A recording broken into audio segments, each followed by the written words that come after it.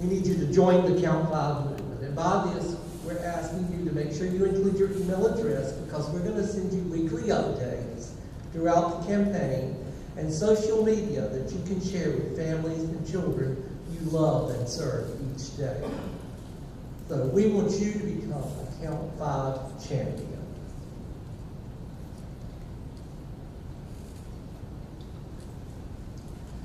At this time, I'd like to introduce Dr. Tammy Pawlowski.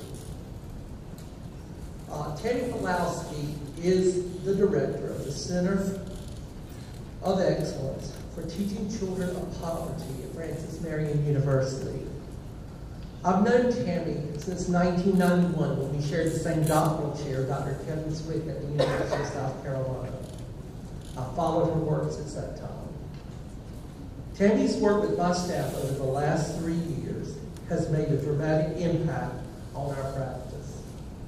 As one teacher said last year, without the skills she's taught me, I don't think I would have made it through the year. I now know how to talk to parents about their children and what they need to know.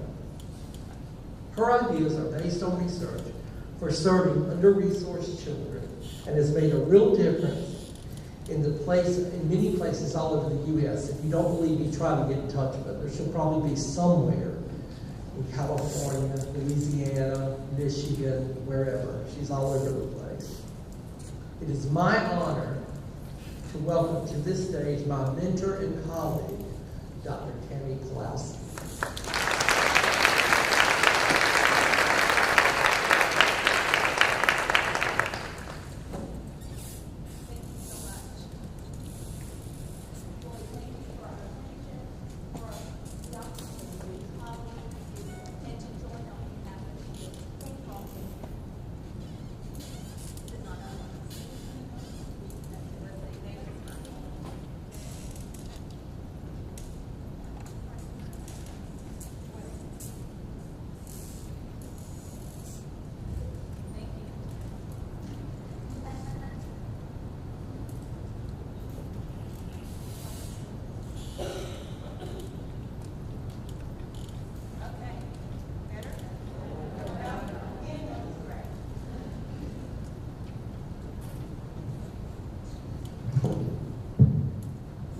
Okay, folks, thank you for having me here. Thank you for being here.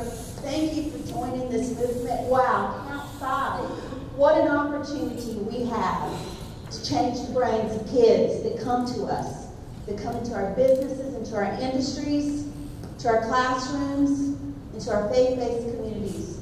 We have a fabulous opportunity. The early years. Let's talk about the early years just for a moment. Why the School Foundation, why Florence One, why we have focused so strongly on the early years. Well, what we know is that at birth we have about 10% of our neural connections, and by age 5, our children will have 90% of the neural connections that they will have throughout life. And these neural connections are developing at a rate of about 700 to 1,000 per second. So everything that Helen was talking about is sending electrical impulses through kids' brains, and they're firing, and creating these connections that will carry them throughout life. We know that these early experiences are dictating where those neural pathways will be formed, and sadly, where they will not. If kids are exposed to high-quality experiences, language, touch, nurturing, then those brains are going to be wired in powerful, wonderful ways. But we also know that if kids are exposed to things that are not so good for their brains, toxins, chaos, loud noises even, that their brains will be wired in ways that will not serve them nearly as well. What about TV violence or real life violence? In my work, a lot of people say to me, well, it's okay for me to watch a violent video or television program with my young child in the room because they don't understand the vocabulary of the storyline. What we know is that nothing can be farther from the truth. What researchers tell us now is that children who are early exposed to real life or TV violence or sex are far more likely to engage in it, and to engage in it early. Does every parent know this? If not, what can we do? How can we change this? How about this? Do we have a lot of kids, like middle school and high school kids, playing violent video games and little brothers and sisters are walking through the rooms? What we know is that those little brothers and sisters' brains are being wired by the visual images. You do not have to hold the controller. What if, Florence, we get this word out? What if we begin to share this widely with everyone that we know so that we're protecting the brains of kids that are our future? The good news is that environment is more important than genetics. You may remember back to a psychology class somewhere where it was nature, nurture. Remember that controversy? The nature, nurture, genetics, environment. What we know, and we've known for a while, is that there is about a 2-to-1 advantage of environment over genetics. The apple can fall far from the tree. DNA is not our destiny. What that does is it gives us hope for every single child, because we are the environment. We are the people who will shape their brains, and we all have a stake in the process. What we know is that DNA sets the outer limits of what we can be, but it experiences the environment push us out. Nobody reaches their full potential, not Einstein, not even any of us in this room, but the experiences push us closer, closer, closer to that full potential. And that's what Count Five's all about. It's about helping kids move closer and closer to their full potential, because we leverage DNA, but we also leverage experiences. So here's how it works. Who plays the tuba? Do we have anybody who plays the tuba? None? Okay, that's okay. That's why I picked tuba. Okay, friends, nobody in here plays the tuba. Why not? Probably because no one had a tuba laying around their house. No one had a band director that went up to him and said, "You look like a tuba player, you gotta start playing." We didn't have that opportunity. Some people did. But if you did not have that opportunity like me, how do you know that this was not your destiny? How do you know that genetically you were not predisposed to be the very best tuba player in the whole wide world, but you didn't have an opportunity? How many of our kids will not have opportunities to read the books that are on your tables? How many of our kids will not have opportunities for great sleep and wonderful nutrition experiences and great opportunities to move? We can change that, Florence. We can change it beginning today. We have this great opportunity. Resources matter, and that's what Count Five's all about. It's about giving kids resources. Resources matter because they are our environment, which change the brain. Resources, uh-oh. Okay, we gotta go back. I don't know what happened. Hang on. Resources change our brains in big and powerful ways. Resources equal the environment. One more. There we go. Resources build the brain. So I didn't want to lose this, because this is what resources are going to do. They're going to make our kids' brains smarter, stronger, more viable. So we now have the technology that allows us to look inside brains. And we can literally see neural pathways, which is a fabulous new kind of technology. When I think about how brains develop, I think about a dirt pathway. We've all been along dirt pathways, and if you tried to go along this in your car, you know it would be bumpy, it would be rocky, might be some trees along the way. It'd be hard to drive across that. But if we drive across this daily, what will happen to this pathway?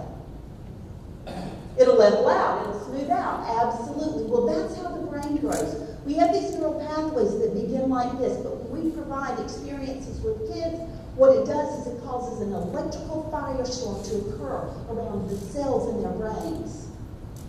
And when these electrical impulses fire and they move along that neural pathway, they make that pathway stronger, more usable. And so that road begins to look like this. And then we do it again. We read books, we nurture, we love, we have skin-to-skin touch with our infants. And what we're doing is firing these electrical impulses. All of us who have contact with kids, we are figuratively driving the paving machines in their brains. We are the architects of their brains. The experiences of life are wiring the brains that will serve them throughout their life. But we don't stop. We're relentless. We do it again and again and again. Even when they don't seem to be catching on, we continue to be persistent. And you know that moment when the light bulb goes on and they finally get it? Here's what we did. We dropped in that last piece of the bridge. We dropped it in. And what do we have? This. This is what brain wiring is all about. And everything that we do, every moment of every day, is focused on wiring kids' brains. Although a lot of times we're not thinking about it. So what I want to share with you now is an actual video of what's going on in kids' brains. Take a look. This is an actual neural pathway development.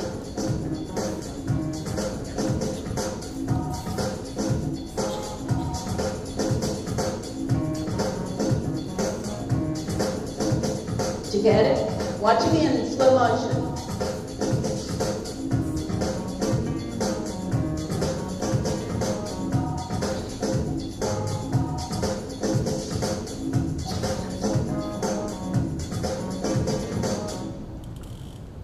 Wow. Every time we're interacting with kids, this is what's happening. And this is what Hella did to our brains over the last hour, building new neural networks. Here's the thing though, friends, if we don't use them, you lose them. Absolutely. And so repetition is super important. The most important thing that I've learned as I've become a student of neuroscience is that brains are changing every second of every day. Yours, mine, everybody's brain is changing all the time. You can't say, I'm pretty good with my brain today. I'll stay. It's either becoming more sophisticated or less sophisticated. Every single kid, every day. Every moment that we spend with kids is contributing to the wiring of their brains. And that's why Count 5 is so important. It's important today, it's going to be important tomorrow, and it's going to be important every single day. Wow, Florence, we've got a great opportunity here. And you're stakeholders. Every single one of us, we're stakeholders. Some of you represent government, some of you are in social services, some of you are parks and rec folks, some of you represent the faith-based community, and some of you are my direct colleagues as teachers. We're stakeholders. We're brain builders. And Count 5 gives us an opportunity to share this more wildly. So what if? Let's just begin to think about what this might look like across the course of the next few months. What if, Lawrence? Sleep. You know, sleep has some great powers. Two particular powers that I think a lot of us don't really recognize. One of the first things that happens when we sleep is our brain recovers and repairs from the normal day-to-day damage that occurs to those brain cells that we just looked at. Recovers and repairs. Have you ever gone to bed at night and you just feel like your head is super full and it's just, well, that's what sleep does. It recovers, it repairs that. Sometimes maybe you've had a paper cut on your finger. You know how hard it is to hold that pencil even if you've got a paper cut on your finger? Same thing. If those brain cells have not had an opportunity to recover, it's going to be very difficult to use them. Sleep is powerful. Sleep also is an opportunity to process and organize all of the information that our brain takes in during the day. So we need that time to decide what I want to keep and what I want to throw away. Super important. That's why when we wake up in the morning, our brain no longer feels like it felt when we went to bed at night. So here's what the NIH says we need to get. Let's look at adults. I love that Helen talked about adult sleep is important for children just as child sleep is. Did you get that much sleep last night? And do we prioritize sleep? We need to. Helen talked a lot about why we need to. Here's what happens if we don't prioritize sleep. So if we just got every kid in Florence sleeping better, what might happen? Would we have, when kids get to school, would we have fewer discipline referrals? Would we have higher achievement? Those are the things we like to count and measure. We've got the research that tells us that sleep matters, and it matters a lot. I saw a number of you taking a photo of the slide that told how much sleep. I'm going to give you a better one in just a moment, one that might really move the needle. But let's talk about what sleep might look like. We need children to have ample sleep, the correct number of hours. We need to prioritize that. So again, here's what NIH says, but if we send this home as stakeholders, if we send something like this home to parents, parents will nod and validate it, but this requires us to do math. And it's not that parents won't do math or can't do math, it's just not how we think as parents. So what if instead of sending this one home, we send this one? Take a look. The key is the wake-up time. We can't say every child needs to go to bed at whatever time, because it's the wake-up time that matters. And so using this chart, you can look at every single age and you can calculate what time does a child need to go to bed based on age. So what if every parent is encouraged and empowered to make the difficult decision to prioritize sleep? What would happen? Where would our kids be? And what if we don't stop at birth to 5, but what if we empower parents to prioritize sleep for their teenagers? Sleep matters. So what if we, in our commitment to count 5 and to sleep, what if we get one of those United Way thermometer things and we start encouraging parents to calculate how much sleep their children are getting? Maybe for our older kids, we even write it in their journals, how many hours they're sleeping. What if we said it in Florence, we want to sleep 1 million hours before winter break? And we calculate this at every child care center. We calculate it so that we make it visible. We've got to create a movement, friends. We can't just talk about it today. It's got to be a movement. What if we did that? What if we do it using our robocalls? You know how we do robocalls? What if we, instead of just doing the robocall about sleep the night before testing, you know how you get the call? Everybody needs to get a good breakfast, sleep well. Well, here's the problem. If they didn't do it the other 179 days, it doesn't matter if you sleep well the day before testing. You got to sleep well the days that you're learning. So what if we create a movement? What if we start doing those robocalls twice a month? Don't forget, sleep is powerful. Don't forget, sleep changes your brain. What if we protect those routines? What if we teach parents that it's okay to protect those routines? Because, friends, society's not always given on that message. What if we maybe even encourage them to make their own little routine? Not only for their child, but for themselves. What if we empower parents to value and to honor pre-sleep routines that are going to prepare that brain to be calm and ready for rest?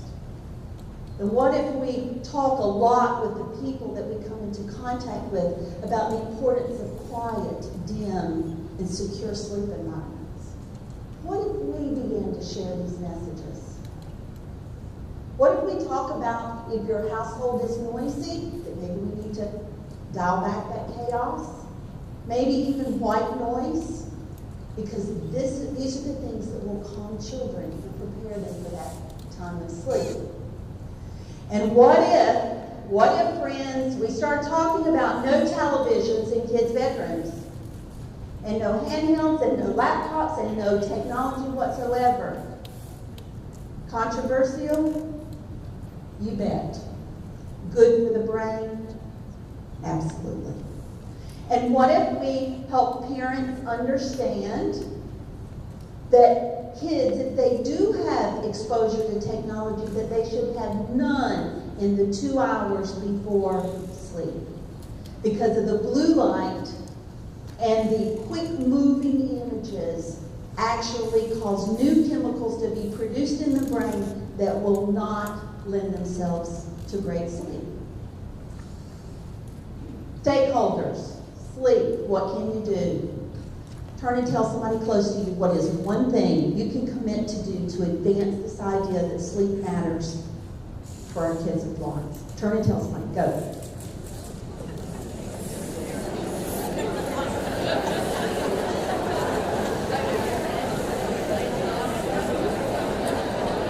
Okay, so Debbie said, if you get somebody take notes at your table, write them down.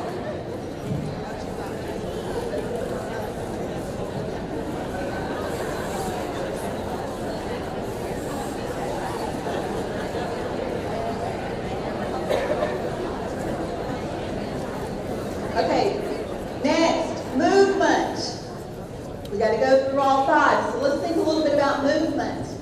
The brain is wired for movement. Hella talked a lot about that, so I won't repeat it, but we have areas of the brain that are just specifically focused on engendering in our kids the movement. And the reason that this is so important is it's critical for brain development. It's not just about being able to move, it's about how movement leads to the development of all of these other very, very critical areas of the brain.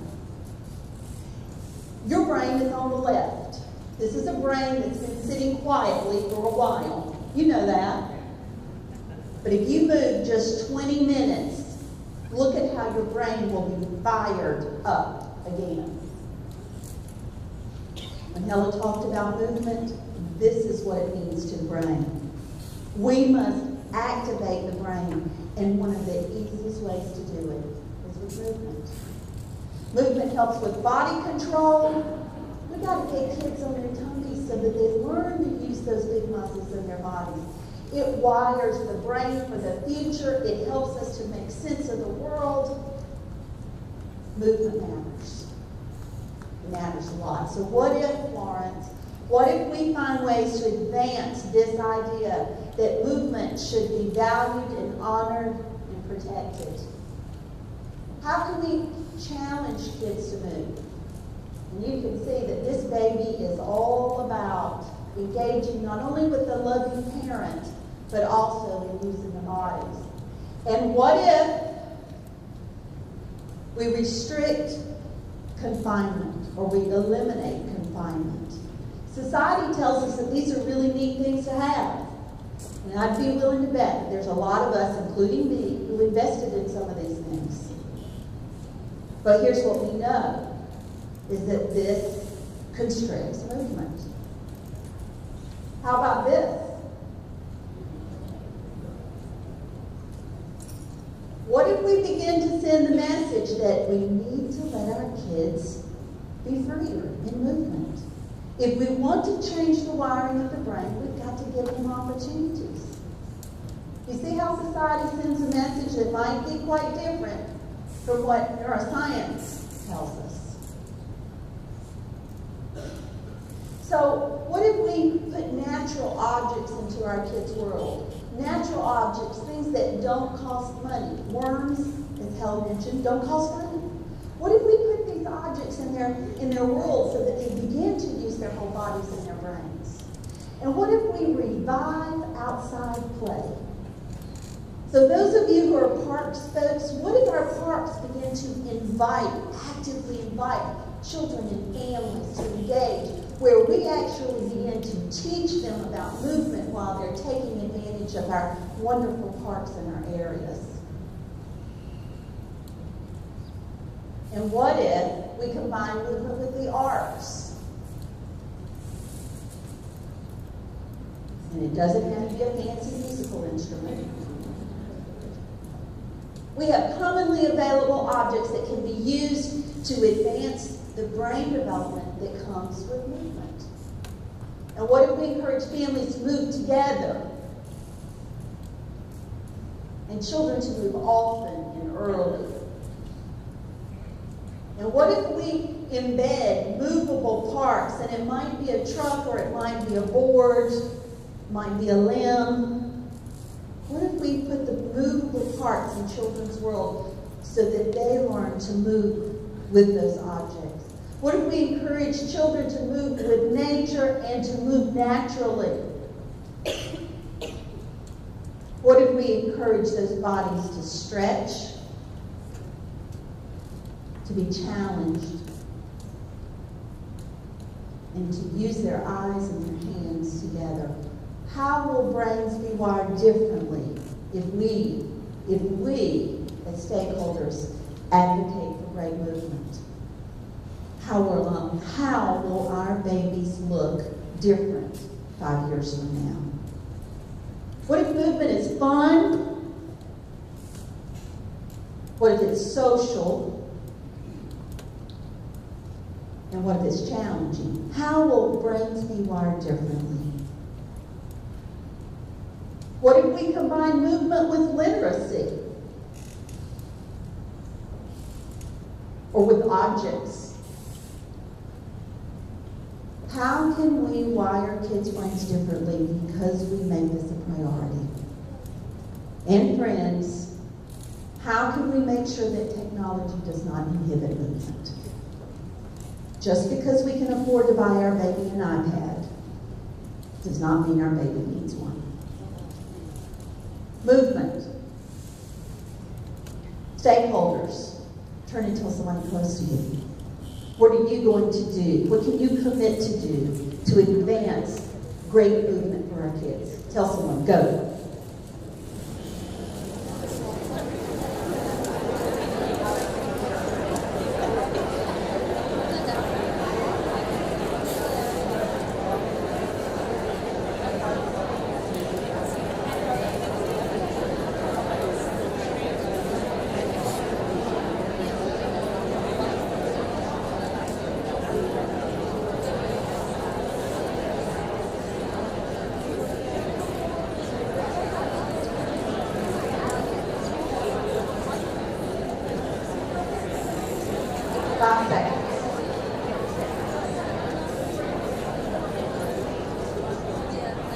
Okay, nutrition. We've got to get through all five. So let's think about nutrition. There are great foods for the brain, and there are foods that are not so great for the brain. Here's one of the things that I've learned is that foods that are good for the brain are far less available for some of our kids who live in food deserts, who don't live within walking distance or easy travel to the grocery store. And they buy a lot of processed foods, a lot of packaged foods. What we know is that those are not really all that great for the brain. Because when we have great, healthy foods, this is what it does to the brain. It changes the wiring. It changes our school performance. Pre-birth, it's going to change birth weight and brain size, head size. It changes skill development. Friends, when we eat good foods, it makes us smarter. It changes our IQ. So how can we get this word out? How can we make it easier for parents who may have limited resources so that they are choosing and they have the opportunity to choose foods that are brain boosters, not brain busters? Foods matter, as do food experiences. So what if, Lawrence, what if we begin to find ways to encourage, validate, honor early, intimate food experiences that includes loving touches and eye contact? This is where that bond is built. How can we empower parents to prioritize this? And how can we make sure that kids have access to high quality foods and that they get to try new foods and healthy foods? How can we make sure this happens? And as Hella talked about, how can we engage them in the food preparation process? Yes, it takes more time, but what if it changes their brains? So the kids become active participants in meal preparation, and meal times are returned to the way they used to be when we enjoyed meals together, technology free. What if we help kids learn how to prepare foods, wash foods, to chop their own vegetables? What if we make self-service food experiences the routine rather than the exception? Because what we know is that kids are growing muscles and brains when they serve themselves, even if it's messy.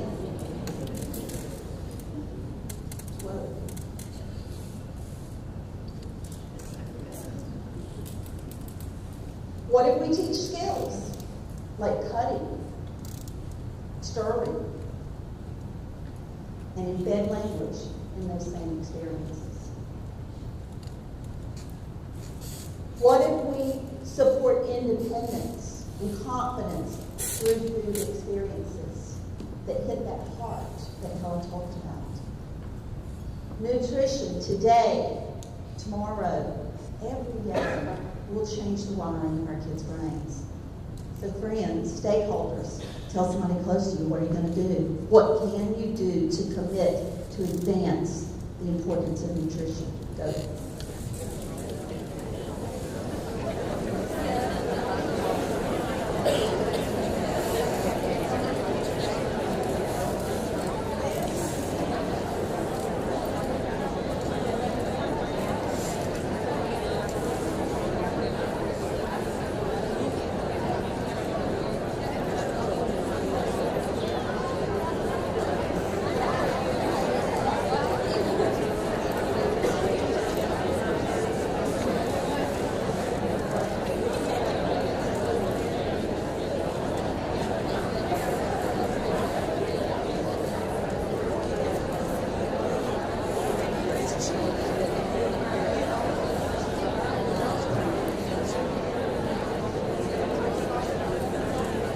Number 4, routines.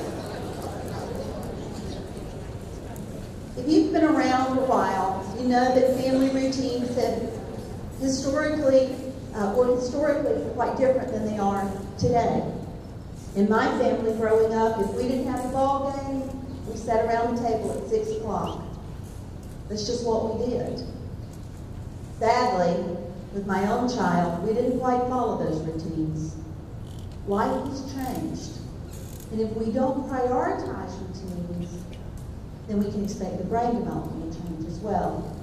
Because routines are the special opportunity for us to put together our relationships, the people that we care about, and repetition. And repetition fires those electrical impulses that create the wiring that will serve us well later on.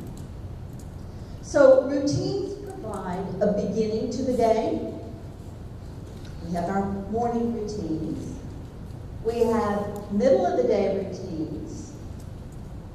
And then we have routines that conclude our day. And as Helen talked about so eloquently, that's what babies and toddlers and preschoolers need. Actually, it's what all of our brains need. Routines are powerful. They're powerful in terms of wiring of brains. So what if, Florence, we begin to find ways to lift up parents in their important work that centers on providing routines? Because what we know is that these kids who have great routines are going to have better self-regulation skills. When they come to us in schools or in child care centers, then they're going to be able to handle the transitions because they've learned how early on. Routines provide security and safety. So what if we make certain that every child has the opportunity to learn security through routines and to learn comfort through routines? What if we begin to change the conversation that doesn't criticize parents but instead empowers them? What if we teach routines to our children that gives them a sense of safety with freedom that will ensure their great health?